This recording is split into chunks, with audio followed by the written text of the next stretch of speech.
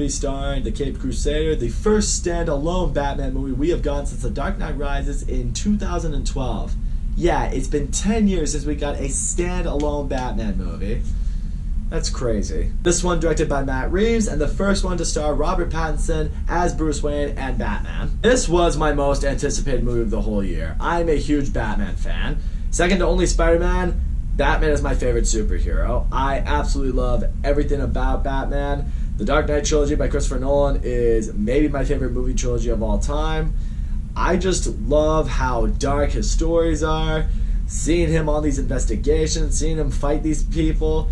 It's just awesome shit. And really, the last Batman movie we kind of got was Batman vs. Superman: Dawn of Justice, which starred Ben Affleck as Batman, and despite what might be against popular opinion, I actually thought Ben Affleck was a good Batman. So when the initial rumors and stories came out that Ben Affleck was going to write, direct, and star in a standalone Batman movie called The Batman, I was psyched for it. And then as time went on, things started to fall apart. Ben Affleck decided he wasn't going to direct anymore, but he was still starring it, so Matt Reeves took over as a director, who I love as a director. I think he's incredibly underrated. His 2 Planet of the Apes movies he's done, I absolutely love. And then it reached a point Ben Affleck decided to just step away from the project entirely, so they needed a new guy to play Batman, and they went with Robert Pattinson, which admittedly in the beginning I was not sold on whatsoever. For the record, it's not necessarily because Robert Pattinson was in Twilight and I fucking hate Twilight. I have been able to acknowledge that as time has gone on, Robert Pattinson has proven himself to be a really, really good actor. That being said, I wasn't really sure if I would be able to buy into him as Batman. Bruce Wayne maybe, but Batman I wasn't so sure of. Then we got the first trailer of this movie, and you see him just beat the absolute shit out of a guy, and he says, "I'm vengeance." And I was like, you know what? Maybe this guy will work. Thank God, I'm here to tell you guys, this movie really works. This is one of the most unique Batman movies I've ever seen, and I loved it. This being a 3-hour-long movie, I have a lot of things I need to discuss with you guys, and I can't really review this movie without getting into spoiler territory, so this is going to be a spoiler-filled review. So if you haven't seen The Batman yet, I highly recommend you do see it. But if you don't care, well then hey, stick around. One of the things I really liked out of the gate about this movie is the way it opened up with the introduction to the Riddler. We've noticed in a lot of previous Batman movies, namely The Dark Knight, The Dark Knight Rises, the opening scene is basically an introduction to the villain, and there's such good opening scenes. They give you such a confidence in the movie and the villain himself. The Batman does a very similar route with Paul Dano's Riddler. You see him just kind of zooming in on this family. You see, this dad and the wife and the kid, and initially I thought it was going to be like, oh, okay, we're going to get the flashback scene where Bruce Wayne's parents die and, we're going to go from there. No, actually not. It's an entirely different family. This guy is a congressman of sorts, the wife and the kid, I guess they'll go out, I think they're trick-or-treating or whatever. He stays there and he's watching the debate between the 2 people running for mayor. And in the background, what I love, and that actually set a really good tone for what the Riddler is going to be like, is he's just hiding in the background, and it's dark, but the way the TV is projecting light, you see just brief little flashes of him, and he just, is just standing there, just observing him with a really creepy, wide-eyed shot towards the guy, and you just feel uneasy. And then right when the Riddler gets a chance, he comes out and just beats the guy to death with a blunt object and puts duct tape all around his face to leave a message for the Batman. And I was just like, holy shit, this dude's gonna be awesome. But right out of the gate, that scene is intense, it's suspenseful, it's creepy to a degree, and it gives you a good sense on that the movie's gonna do well. I typically always say this. For a lot of movies, in fact, I would say for about 90 to 99% of all movies, typically the first 5 minutes is all you need to be able to tell if a movie's going to be great or if it's not going to be great. That first 5 minutes was great. I felt a lot better going into this movie. Not that I felt bad, but my confidence really only grew from there. And from there, we get to really the scene that we saw in the trailer, and what I loved is this introduction towards Batman and seeing essentially how he's viewed by the city. Initially, he's kind of giving this monologue. He's been at this for 2 years. He's still a very young Batman, still kind of figuring out his way, and how he thinks he should be going about it is he's instilling a lot of fear into Gotham's criminals. When the bat signal goes into the sky, he's like, that's a warning to anyone out there who's committing crime, and you do see it. A lot of criminals who may have just committed a robbery or maybe are planning something, as soon as they see that signal, it's like, yeah, everyone's gangsta until that comes out. They're all just running the other way. They're looking around every dark alley to see, could the Batman be coming out there, and is he coming for me? I like seeing that. And then we get to that scene in the trailer. You see these guys dressed in clown, Joker-ish kind of makeup, even though it's unrelated to the Joker. They're trying to mug this guy, and you hear the footsteps, and Robert Pattinson's Batman just emerges from the shadow, and he just beats the hell out of these guys, introduces himself as Vengeance, and they all just take off running from him. I gotta get into this right now. Robert Pattinson was a great Batman. He was really menacing, very intimidating. I loved seeing him as a fighter. I did really like his voice too. His voice isn't like drastically changed. I mean, the big complaint everyone has with Christian Bale is he sounds like he has throat cancer when he is Batman. I mean, Robert Pattinson, he really he deepens his voice a little bit. He talks with a little bit of a, I don't know, scratchy throat a little bit. He makes himself sound different, which is what Bruce Wayne should do when he is Batman. So I appreciated that, but I appreciate that maybe he didn't go over the top with it. What I also really love seeing in this movie is Batman's relationship with the police.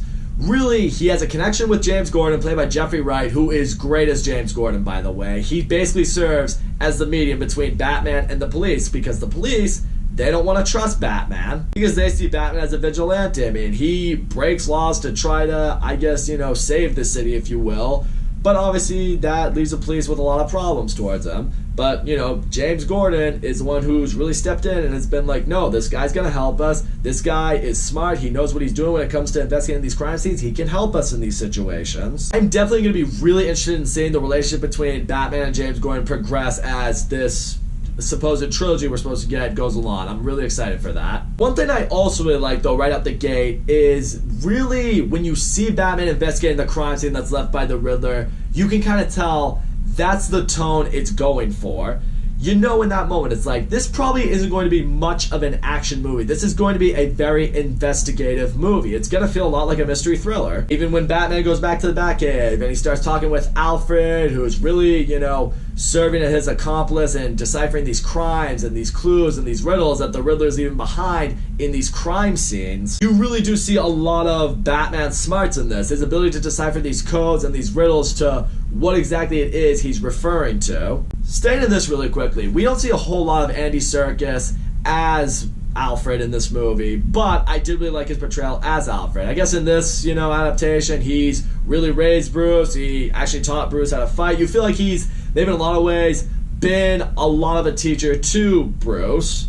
Now, some people might have had a problem with that because, what we've known is, Bruce has gone off and he's trained with like ninjas to become the Batman. But I like seeing that because it encompasses I should say, in a lot more of a sense why Alfred is Batman's Batman. It's like, in some ways, it would kind of make sense that he taught him how to do everything he knows. What I also love about the scene in this moment when they're deciphering the clues left by the Riddler is you're starting to also figure out pretty quickly that the Riddler's not just a serial killer for the sake of the serial killer. He's not just, creating chaos because he's the Joker or anything like that. He has a reason behind every murder and crime that he's committing. We soon discover that that congressman that he murdered in the beginning of the movie, turns out he wasn't as innocent as you might have thought. He was out, going to clubs and partying with women, cheating on his wife, betraying his family, and, covering that all up. You're beginning to see right here in this moment that the Riddler is going after powerful people. I like seeing that right there. I like seeing the motive behind the bad guy. I like seeing the villains who believe they are the hero of their story. It just makes more sense. It's in this moment eventually that Batman makes his way into this club because he needs to do a little bit more investigation into this scene, and this is where he runs into both the Penguin, played by Colin Farrell, and Catwoman, played by Zoe Kravitz. So I'm going to touch on both of them right now because both of them absolutely slay it in this movie. Starting with Colin Farrell as the Penguin, I still cannot fucking believe that was Colin Farrell. Whoever did the makeup for the Penguin in this movie, if you're not up for the Oscar for best makeup, in next year's Academy Awards, that's a fucking sin. He looked nothing like Colin Farrell. He sounded nothing like Colin Farrell. I mean, I still can't believe the Penguin was Colin Farrell. But I thought he played a great Penguin. I loved his demeanor. I loved the way he spoke with Batman. I loved how he's snarky and he wants his power. He wants his control over the mob, but he serves as Carmine Falcone's right hand. A lot of great moments of dialogue really come with the Penguin as this movie goes along, and I really cannot wait to see more of the Penguin in this franchise. I feel that he could serve similarly to how Cillian Murphy's Scarecrow served to the Dark Knight trilogy. Like, he's just that villain that's kind of there the whole time. Also, Zoe Kravitz's Catwoman, she is 100% the best Catwoman we've ever gotten on screen. I love Anne Hathaway's Catwoman in The Dark Knight Rises. I still think she's a great Catwoman, but Zoe Kravitz is the best one. She's awesome in this movie. I liked seeing what she was fighting for. I liked seeing her fighting style. I liked seeing the way she was, you know, burglaring people. And most of all, I really loved the chemistry between Zoe Kravitz and Robert Pattinson in this movie. It really worked. In this one, you really feel like there's, you know, some kind of, you know, whether it's a sexual tension or a moral tension between Batman and Catwoman. It felt like the way I've always felt Batman and Catwoman's relationship was. They both seek justice, they both seek protection for the people of Gotham, but ultimately, they just have different ways of going about it. But you do feel there's a genuine care, even feelings for one another, and that makes their whole relationship kind of complicated. I think this movie did an amazing job in showing that here. I've been mentioning the Riddler time and time again in this review, but I haven't totally gotten into how I feel about Paul Dano as the Riddler. Well, I'm going to say this right now. Might be a bold statement, but I'm going to need y'all to level with me here. If Heath Ledger's Joker is the one in terms of movie adaptations of comic book villains, Paul Dano's Riddler is the 1A. This guy was insanely fucking good in this movie. He was scary good. This guy is disturbing. He is creepy. He's scary in a lot of moments. I mean, there are just times where he's on screen and he's wide-eyed, and the way he talks, the way he says certain things, it's unnerving shit, man. It can be cold, poetic, or blind, but when it's denied, it's violence you may find. Just a creepy motherfucker. But I really, really dug the whole cat and mouse game that's going on between the Batman and the Riddler, because the whole time the Riddler is setting all this up for the Batman to either find these cases either right before something happens or right after something happens, playing with the Batman's brain, thinking he can save someone's life, but just before he could, something goes horribly wrong and he just can't. Leads to some really, really, really intense moments in this movie that just had me on the edge of my seat the whole time. Also, towards the end of this movie, I am going to be jumping around a little bit here, but there's a moment after the Riddler's been captured and he's been unmasked, and even without his mask, I mean, Paul Dano as the Riddler is still just, you know, genuinely an unnerving shit as the Riddler. I think I once low-key said that Paul Dano has the face of a serial killer, so I guess it just kind of works here. But there is a moment of interrogation between Batman and the Riddler that did, in a lot of ways, remind me a bit like the scene in the prison cell between the Joker and Batman in The Dark Knight. Like, okay, the villain has been captured, that's it, it's over. At this point, just interrogating kind of why he did what he did, why he's going for what he's going for. Then you realize, oh shit, it's not totally wrapped up in a pretty little bow, there's still some shit that's going on.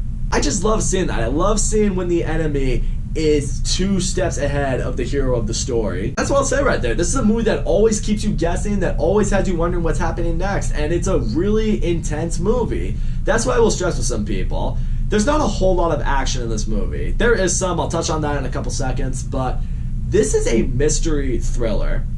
Like, in a lot of ways, I heard one reviewer say something like, if The Dark Knight was a Batman version of Heat, this is a Batman version of Seven. And it's absolutely true. This is a mystery thriller to its core. It's intense, it's unnerving, and as a result of that, it's a really involved movie. There's a lot that's going on. I guess that's one of the flaws that I could say some people might have with this movie. The movie's 3 hours long, so it's a long movie. It doesn't feel long, but I will say this, it's an extremely involved movie. There's a lot going on. there might be a little too much to digest after maybe a first viewing. I would recommend seeing this movie a couple times, because I would say, for me anyway, after the second viewing, I was able to really encompass everything, because, you know, the second time you go around, you know where to look for maybe some shit that you missed, and as a result, you're able to piece it all together after the second showing. It could be that case for some people. It definitely was for me. So like I say, if after the first time you still have some questions, go back and see it again. You might be able to clear those up for yourself. I will touch on the action piece by piece in this movie. Now, the first action scene, the really big one that I'll get into, I really love the car chase scene between the Batman and the Penguin. Penguin's trying to get away from Batman. Batman's going after him in this muscle car Batmobile that I really thought was awesome. I have nothing against the Tumbler Batmobile in the Dark Knight trilogy, but this muscle car Batmobile, I don't know why, it felt more my speed. Like, I like the idea of this big, tough, rugged car that's just going after the bad guys.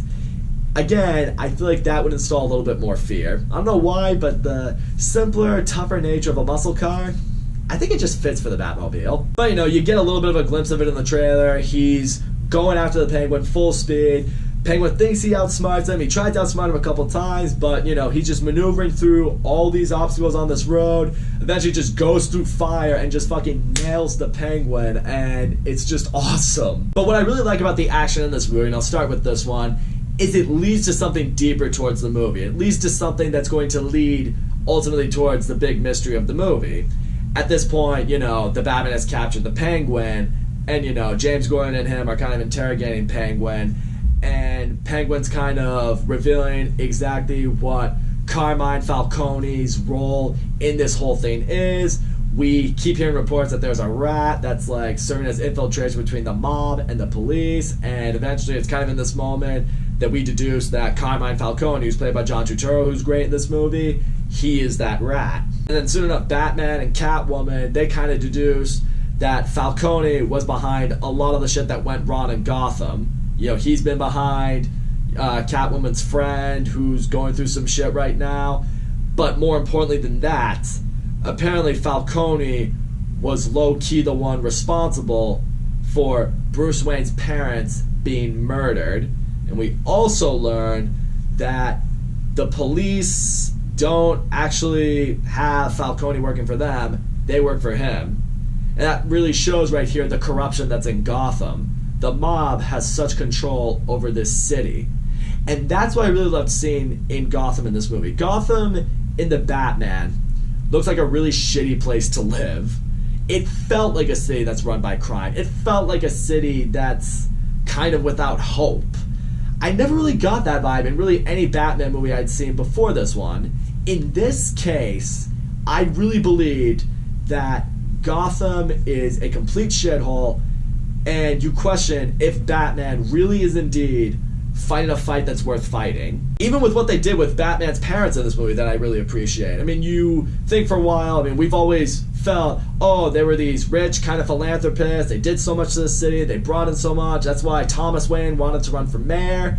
But we learn in this movie that, you know, they kind of worked with the mob on sometimes to cover up some shit, to kind of, in some ways for Thomas Wayne, help his own political campaign at the time.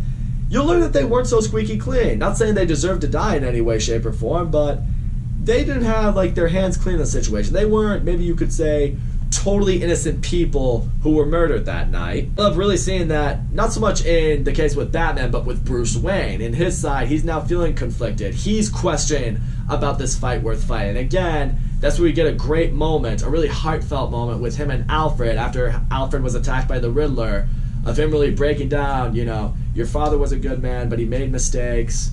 But, you know, I sought to make sure that, you know, you would be set on the right path. He instructed me so to do so.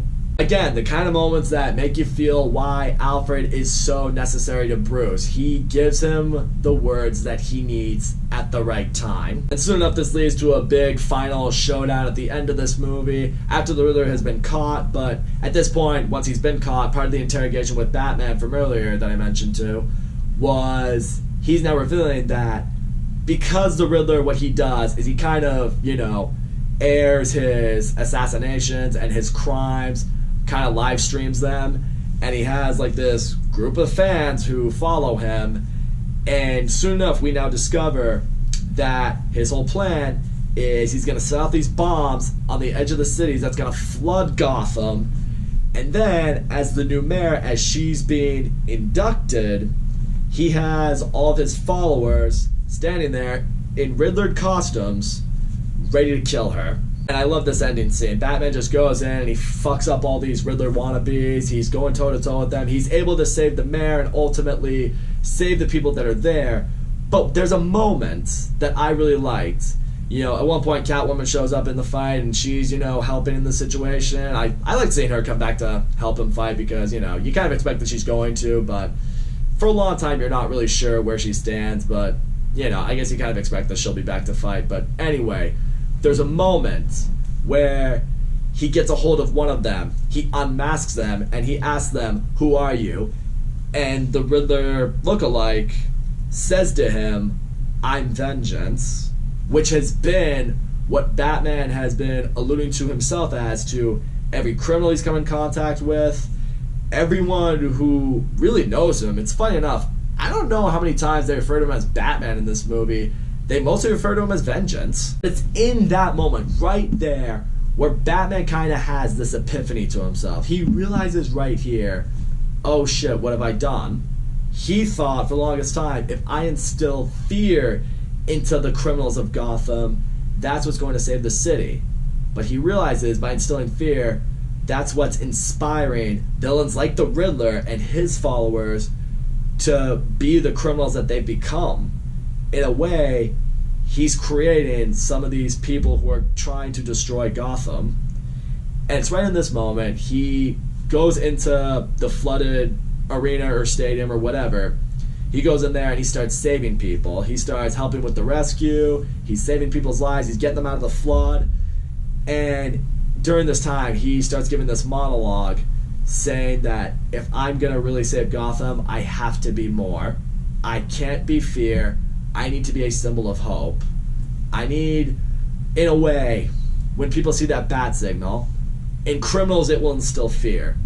But in the people of Gotham, it's going to give them hope. It's a really great moment right here, and this is what I really appreciate, what I feel like this franchise is going for.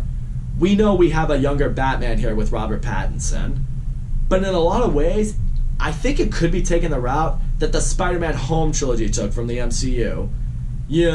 That whole 3-movie arc with Spider-Man was really a 3-movie arc of him truly becoming Spider-Man. In Homecoming, it was Peter Parker learning what it truly means to be a superhero.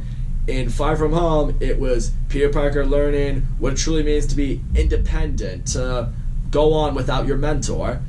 And in Spider-Man No Way Home, it was him truly understanding the sacrifices of being a hero. Sometimes if you want to win, the hero has to lose. And you feel like it's in that moment he truly becomes Spider-Man. Like, he has grown from boy to man. In a lot of ways, I feel like this trilogy is going to take a very similar route with Robert Pattinson. Like, by the end of this trilogy, Robert Pattinson will finally know what it truly means to be Batman and the symbol he's supposed to be as a superhero here in Gotham.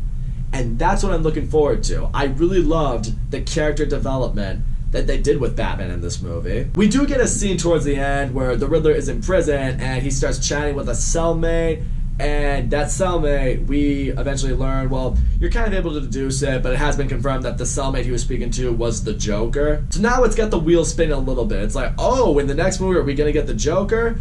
I will say, when I first saw that scene, I was really hyped for it. I'm just like, oh, we're going to get a new Joker. It's going to be awesome.